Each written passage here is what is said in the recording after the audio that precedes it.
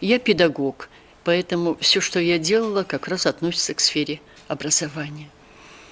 В 1992 году, когда была создана республика, собственно говоря, центром республики являлся Назрановский район и два еще района, Малгобекский и Сушинский, которые вошли в территорию Ингушской республики и были как раз тем плацдармом, на котором происходило становление молодой республики.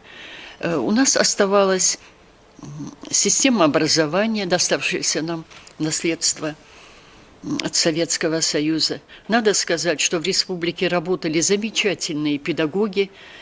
Со многими из них я была знакома, общалась.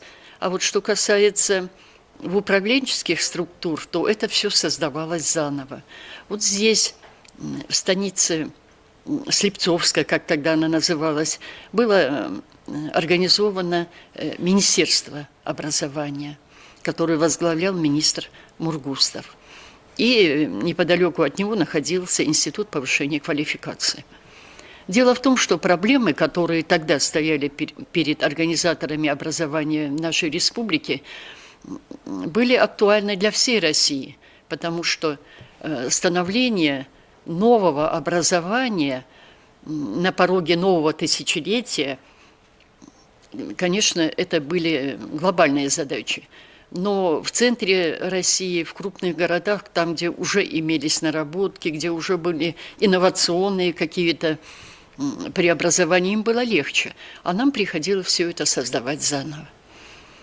И вот в 1996 году мне, как победителю регионального конкурса, пришлось, я подчеркиваю, это именно пришлось, потому что время было тяжелое, шла война в Чечне, средств у нас не было, никаких материальных подкреплений, и поэтому вот мне пришлось принимать участие в конкурсе «Учитель года». Вот совсем молодая республика, я ее представляю, трудное время, даже сами большое жюри и члены конкурса встретили меня стоя, когда я вошла в зал. И министр Кинелев сказал: вот наша героиня, которая приехала с Кавказа. Вы понимаете, дело не в том, что там что-то льстит самолюбию, у меня никогда не было такого чувства. Но мне было очень приятно, что я смогла показать на хорошем уровне, представить нашу республику на этом конкурсе.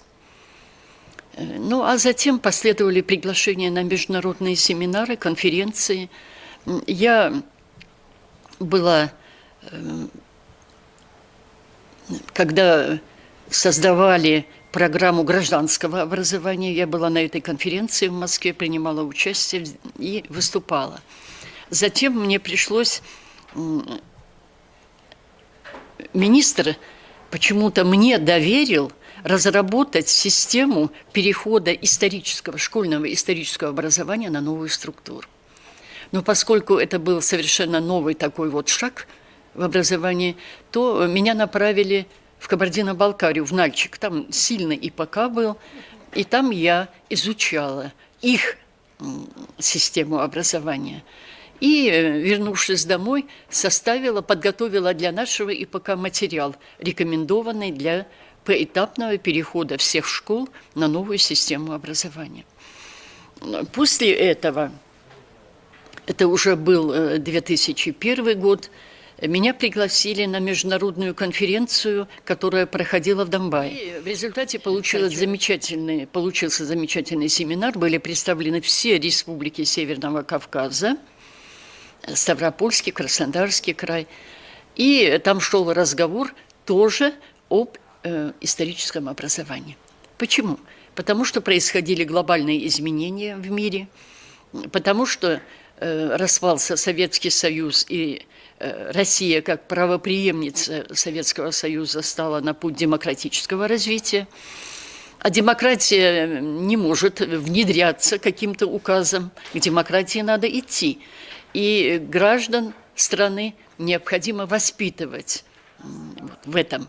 А поскольку будущее страны – это дети, а дети образование получают школьное, то как раз больший груз возлагался все-таки на школьное историческое образование. Ведь предмет истории – это не просто наука о прошлом, это главный инструмент воспитания гражданина. Да. Мы не просто изучаем историю, мы изучаем опыт предков, чтобы его использовать в будущем. А значит, это должно быть гражданское воспитание, это должно быть патриотическое воспитание. И уже еще до этого семинара международного я в школе создала музей. Да, вот, музей. Музей, мемориально-краеведческий музей. И главная цель музея в чем? На уроках истории, по учебникам, по каким-то документам можно рассказывать о прошлом. А в музее они соприкасаются с эпохой.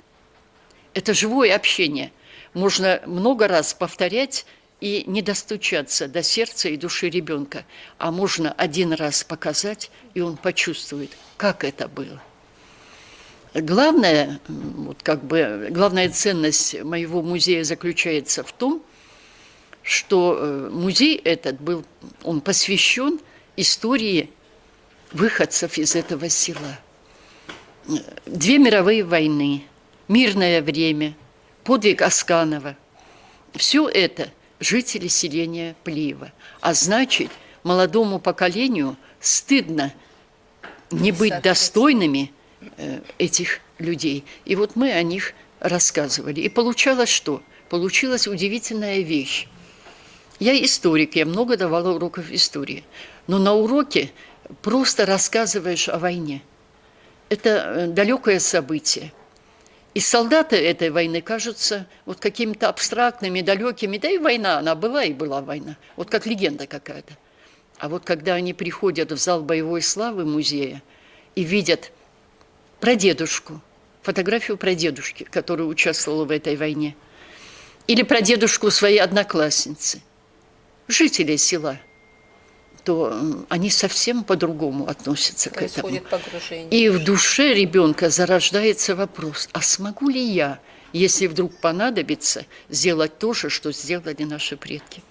И я очень рада, что у меня это получилось. В 1997 году меня назначили директором школы. Тогда она была школа номер 13 города Назрань, муниципальный округ Плиевский. И вот в школу я говорю, что судьба, или будем говорить так, Бог, ко мне всегда были благосклонны. Представьте себе, что я, как руководитель, начинаю работу, я получила школу, старую школу, как раз вот, которая стоит на тех старых догматах. А в это время надо создавать новую. Так, Малика Бузаровна, если вы ратовали за создание новой школы, то покажите, как это делать. И я начала это показывать. Во-первых, выступление на нашем педсовете. Я нацеливала учителей, что надо делать. Я показывала, что в республике есть инновационные учебные, были тогда открыты инновационные учебные заведения, вот в 96-м как раз лицей открылся. Но все дети республики не могут поступить в лицей.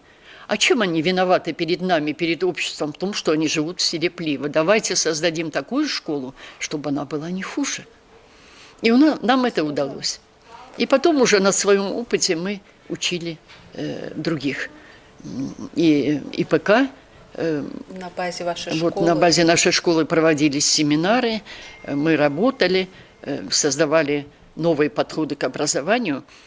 И ИПК в это время очень важно было, что они взяли курс на творческий потенциал учителей и на развитие творческого подхода к преподаванию любого школьного предмета. У них это получалось. И мы, вот тогда в Донбайе мы обсуждали вопрос о том, как раз повышать квалификацию учителей. Но у нас ИПК был совсем молодой, ему было несколько лет. Особо рассказывать о опыте было нечего, хотя меня уполномочили об этом рассказать. Но я рассказала о том, что мы делаем и как мы это делаем. И в окончании своего выступления я выразила пожелание увидеть представителей, работающих уже на высоком уровне учреждений в нашей республике. У нас прошел Всероссийский педсовет который назвали «Весна Ингушетии».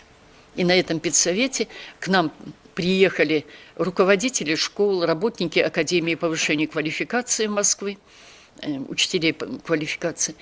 И они проводили мастер-классы. Педсовет собрал руководителей школ нашей республики, учителей, заинтересованных лиц. И открыл этот педсовет исполняющий обязанности президента тогда Мальсагов. Очень на высоком таком уровне педсовет прошел.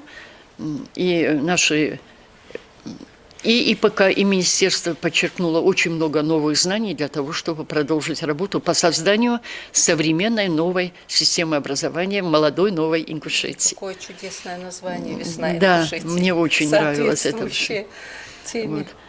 А потом были будни, но я очень благодарна опять-таки за то, что меня включили в команду, которой было поручено изучить систему образования Австралии, Англии, Шотландии.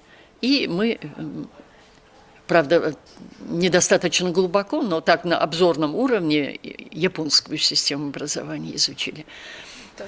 И потом вот после этих поездок, после всего, что мы там увидели, услышали, мы многое привезли для нас.